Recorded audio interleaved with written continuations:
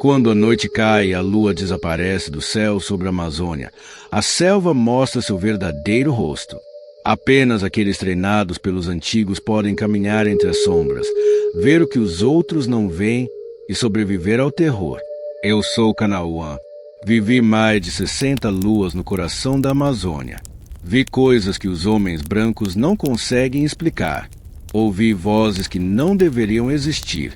E esta noite, você saberá o que acontece quando a lua desaparece do céu sobre a selva amazônica.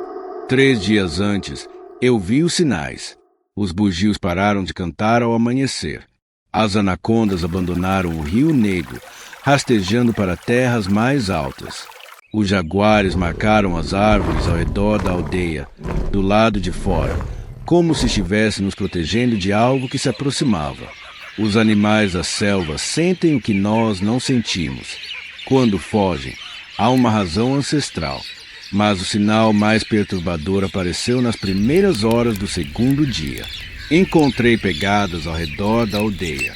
Pegadas que não pertenciam a nenhum animal conhecido. Eram como mãos humanas, mas com 6 dedos longos, deixando marcas escuras no chão, como se queimassem a terra. Eu sabia exatamente o que aquilo significava. Meu avô foi o último pajé a enfrentar uma noite sem lua. Ele me levou para o coração da selva quando eu tinha apenas 12 luas de idade. Fez-me beber a sagrada ayahuasca e mostrou-me o outro lado. Ensinou-me cânticos de proteção. As palavras que mantêm fechadas as portas entre os mundos. Ele dizia: Kanauan, chegará uma noite em que você será o único que poderá caminhar sob o céu escuro. Todos os outros devem permanecer dentro, porque não viram o que você viu. Eles não conhecem os verdadeiros nomes das sombras. Essa noite havia chegado. Reuni a comunidade no centro da aldeia. Os anciãos já sabiam.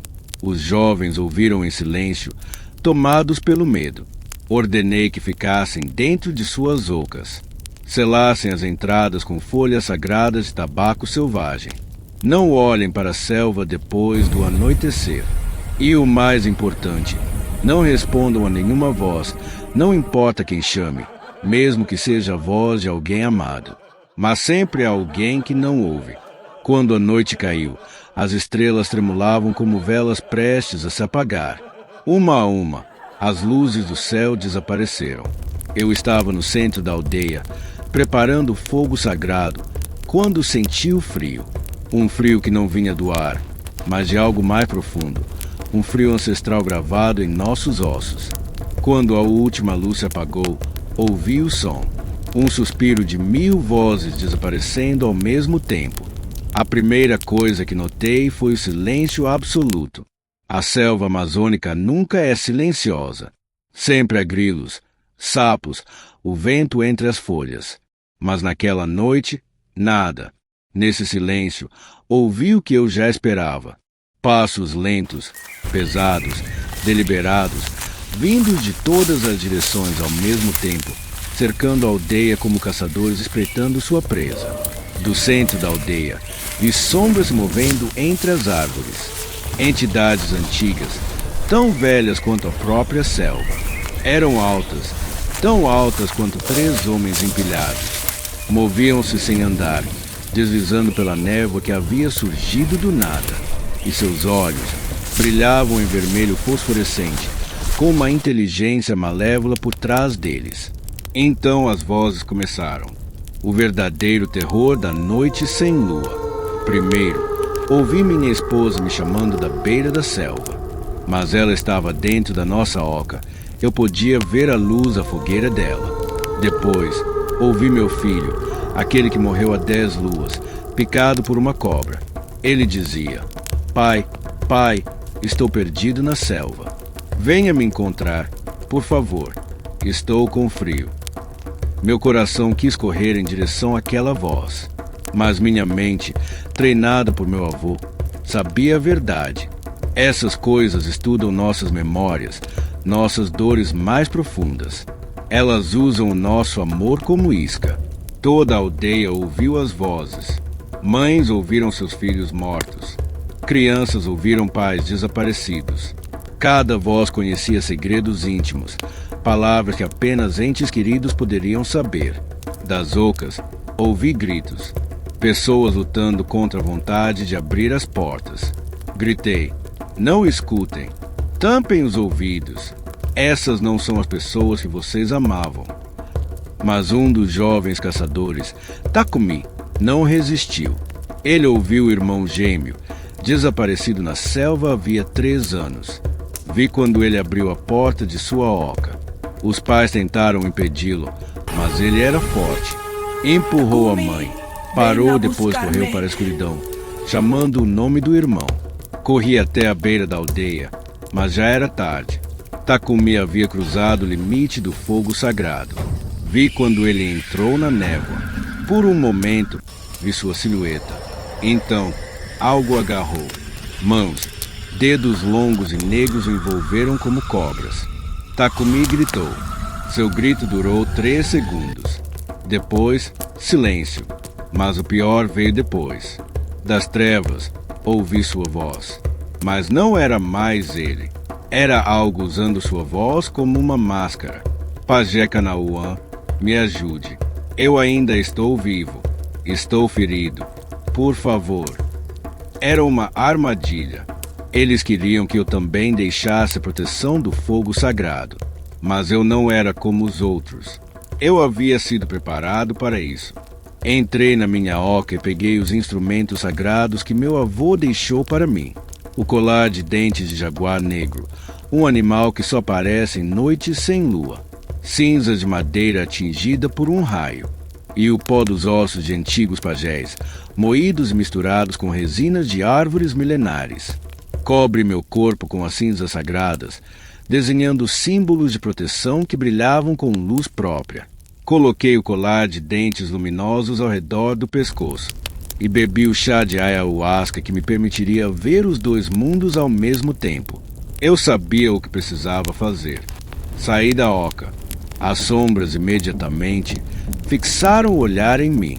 Centenas de olhos vermelhos brilhantes se voltaram na minha direção. Caminhei em direção à selva. Os moradores gritaram para que eu parasse, mas eu não podia. Se as portas entre os mundos permanecessem abertas até o amanhecer, aquelas coisas encontrariam uma forma de ficar. Invadiriam as ocas, possuiriam os fracos. Toda a aldeia cairia. Quando atravessei o limite do fogo sagrado, as sombras avançaram sobre mim. Mas, ao tocarem as cinzas em minha pele, queimaram com um silvo de dor. Gritei o primeiro cântico de poder, as palavras que meu avô me ensinou. Palavras em uma língua ancestral, mais antiga que o tupi, dos tempos em que os primeiros humanos aprenderam a sobreviver nesta selva. As sombras recuaram, mas não fugiram. Começaram a mudar de forma, assumindo aparências ainda mais terríveis. Agora eram bestas de corpos distorcidos, combinações impossíveis de jaguares e algo humanoide. Cercaram-me, sibilando, rosnando. Uma delas tomou a forma do meu avô morto e falou com a voz exata dele. Kanauan, meu neto, por que luta contra nós? Nós somos a verdadeira selva. Somos mais antigos que o teu povo. Nós pertencemos a este lugar. Mas eu não me deixei enganar. Continuei caminhando em direção ao coração da selva, para onde eu sentia que as portas estavam abertas. Cheguei à árvore sagrada, o imenso Sumauma com mais de 1000 luas de vida. E lá, em sua base, eu vi a porta. Era uma fenda no próprio ar, uma ruptura na realidade pulsando com uma luz negra. E do outro lado, vi coisas que nenhum ser humano deveria ver. Vi um mundo de escuridão eterna, onde as sombras eram sólidas e a luz era líquida. Vi cidades feitas de ossos negros e rios de névoa. E vi os verdadeiros governantes daquele lugar, entidades tão antigas e vastas que minha mente mal conseguia compreendê-las. Iniciei o ritual de fechamento. Coloquei as cinzas sagradas ao redor da fenda, entoando os cânticos sem parar. As sombras atacaram com fúria, tentando me deter. Arranharam-me, golpearam-me. Senti seus dedos gelados tentando me arrastar para dentro do portal. Mas eu não podia parar. Cada palavra do cântico enfraquecia a fenda. Cada símbolo que eu desenhava no chão com a cinza desafechava um pouco mais. Por horas, lutei. Minha voz falhou. Minha garganta sangrou. As sombras gritavam com vozes que não pertenciam a este mundo. Vozes que faziam os ossos tremerem e nublavam a mente. No momento final, quando achei que não suportaria mais, gritei o verdadeiro nome da selva. O nome secreto conhecido apenas pelos pajés mais antigos. E a fenda começou a se fechar. As sombras foram sugadas de volta para sua dimensão, gritando e amaldiçoando em línguas esquecidas. Uma a uma, desapareceram, até que restou apenas o silêncio. Quando a fenda se fechou completamente, senti como se um grande peso tivesse sido tirado do mundo. Os sons normais da selva começaram a voltar lentamente. Primeiro um grilo, depois um sapo, depois o vento. E então, no céu, a lua começou a reaparecer, como se nunca tivesse ido embora, brilhando cheia e prateada sobre a selva amazônica. Voltei para a aldeia quando os primeiros raios de sol iluminaram o horizonte. Eu estava coberto de feridas e cinzas, mas estava vivo.